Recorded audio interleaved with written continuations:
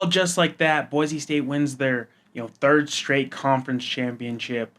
They leave the Mountain West just like they came in, dominant. Yet again, another victory against UNLV. That's Mountain West title number 7 for the Broncos. And as they make their exit, they prove that they were truly dominant in the Mountain West in their tenure. Uh, this game was over at the end of the first quarter. UNLV goes down 14 points, and you got RG3 on the call. And when they post up that graphic of Boise State being 93-3, went up by 2 scores after the first, you knew it was sort of over. Starting off with a costly fumble for UNLV, followed by missed field goal. Of course, they are a second quarter team. They find a way to claw back a little bit, put 2 scores on the board, and then go into halftime 28-14 against Boise State. And in the second half, they really did not do much. Boise State really just had to play keep away. They win this one 38-21. Maddox Matson in his return puts up 4 total touchdowns, has a heck of a day. For UNLV, they really can't get Jaden Thomas and JoJo Earl going early on, and that affects them. Calandra did what he could, but too many missed opportunities for UNLV. This game basically was the I told you so from the San Diego State and New Mexico detractors that really feel like they were screwed out of a Mountain West title opportunity. And you could say that's true. I've been high on UNLV from the start of the season. I thought they were the only team that could challenge Boise State. And midway through the season, what we saw, despite their record, was a team that was just sort of unreliable, team that could give up big leads, find a way with the intangibles to claw their way back, a competitive team but still a flawed team that would let certain teams like a Boise State get the better of them. You look at this performance from the Rebels, and you have to feel like San Diego State, New Mexico would have put up a bigger fight. Just what they've done in the past month alone, just a really competitive team. The fact that San Diego State did beat Boise State a few weeks ago, the way New Mexico was rolling in hot off a 6-game win streak, the fact that they were able to beat UNLV on the road, you have to feel like they would have just done a little bit more to make this more competitive. A great performance by Spencer Danielson. He's now got 3 straight Mountain West titles as he makes his way towards the PAC conference next year. For the Broncos, reports are indicating that they will face Washington Huskies in the LA Bowl in a few weeks' time. I feel like this is sort of an anticlimactic way for the Mountain West to finish what they have with the teams, splitting into 2. I guess my biggest problem when you talk about this matchup and what it was, Boise State winning 38-21 against UNLV. Metrics that decided that this would be the most competitive game, that this was the most worthy game to be had, just sort of doesn't make any sense. We talk about the computer metrics. What were the computer metrics? We talk about yards per play, red zone efficiency, overall success rate. What do these things matter in college football when you're in a conference of 12 teams? 8 of those games are conference games, and the head-to-head matchup sees New Mexico go 2-1 against the 4 remaining tied teams. You see UNLV go 0-2 against the remaining tied teams.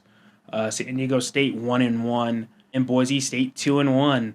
The head-to-head competition should matter the most. That should be the only thing that really matters. On paper, you could say New Mexico isn't a good team. They don't have any likely future NFL players on their roster. They don't have any All-Americans. They do have a co-defensive player of the year in Jackson Eck. No superstars by any indication on this team, and yet they win games, and that's most important. You can throw their stats out the window. This is a team that just found a way to win in conference play against the best. They did it on the road against UNLV. They did it at home against the number 1 team in San Diego State. And, you're going to talk about these metrics that really don't mean anything in terms of football. Leave the Lobos out in San Diego State as well. I feel like you get the metrics to say anything you want. I think it should be more utilized in basketball, where you have hundreds of Division I teams vying for 68 spots in the big dance. That's where you need to determine, points per game and success rate, things that will help you determine how Loyola Chicago gets in over the ninth ACC team likely to get in.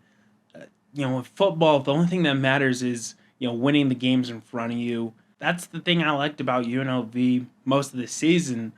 A team that just found a way to win, despite, if you look at all their matchups, they were favored in all these matchups and heavy favorites against Idaho State to start their season. They didn't cover the spread there. Underdogs against UCLA, they win that game.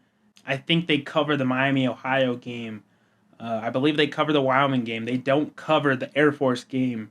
They lose to Boise State, don't cover. They lose to New Mexico, they don't cover. We're talking about a team that's probably 6-6 on the season on covering the spread. This was a team that was, favored in majority of their matchups, and although they won those games, they didn't win it by a huge margin. But still, the metrics say that they're a team that's better or succeeded more successfully than teams like San Diego State or the Lobos.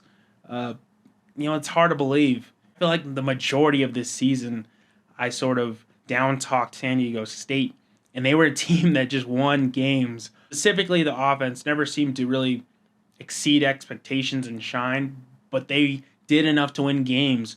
They had a solid defense, and that was good enough to get to where they was, the number one Mountain West team going into the final week. And if anything, you would talk about a team that underachieved, it would be Boise State, a team that was, projected to go back to the playoffs, a team that was, projected to go at least 11-1, definitely be more competitive against Notre Dame, and they end up, 8-4 in the season, still go to the Mountain West title game and shine and win that game, but still, what do the metrics say about a team that underperforms? It's clearly the favorite going into this season.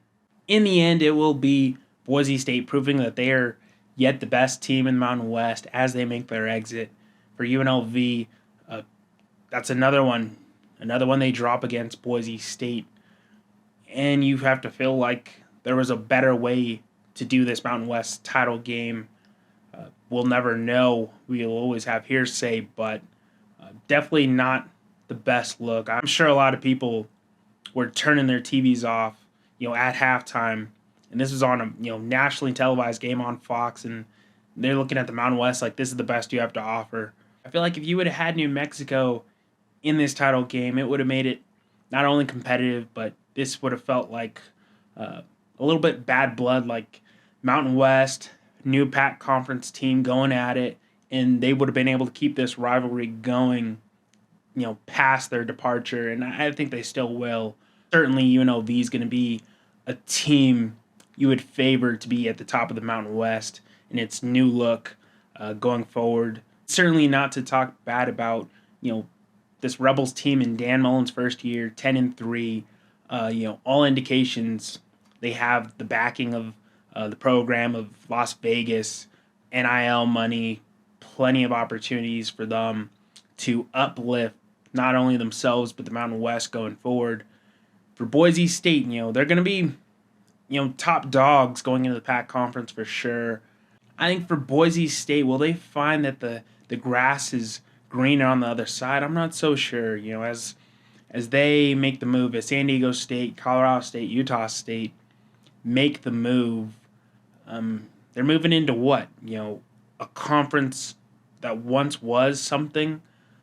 You add on Washington State and Oregon State, that's still not really the Pac conference of old.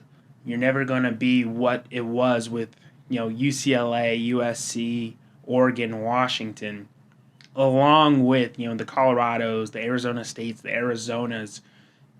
It's just not going to be the same. I think move into what will be a group of 6 conference now. They aren't significantly better than the Mountain West that they leave behind. I don't think that this new Pac conference is going to be an automatic qualifier for a conference champion. I think they're going to be sharing the load with what the rest of the group of 5 teams currently have going. Certainly when you talk about the SECs and the Big Tens, there's no way they're going to accept the Pac conference getting automatic bid. They're going to see them as still a lesser phantom of its former self. And they would be right. Ultimately, this is going to be how the Mountain West splits up, and it's not going to be really beneficial for both conferences. When in reality, the easiest move would have been to merge Washington State and Oregon State into what Mountain West is, and now you would have legitimately the best, at least the premier conference on the West Coast. Plenty of great markets. I think they would have strengthened their case as far as media rights deals coming forward. Certainly, this does not make the Pac Conference better football conference than it was as the Mountain West this year. It's not going to make it, certainly not going to make it a better basketball conference. Even though you do add Gonzaga, you're still missing out on the Running Rebels. You're missing out on the Lobos. You're missing out on quality competitive teams like Nevada and Wyoming any given year. It just feels like one of those moves that people are gonna be scratching their heads, in a few years' time, thinking like, what were we thinking?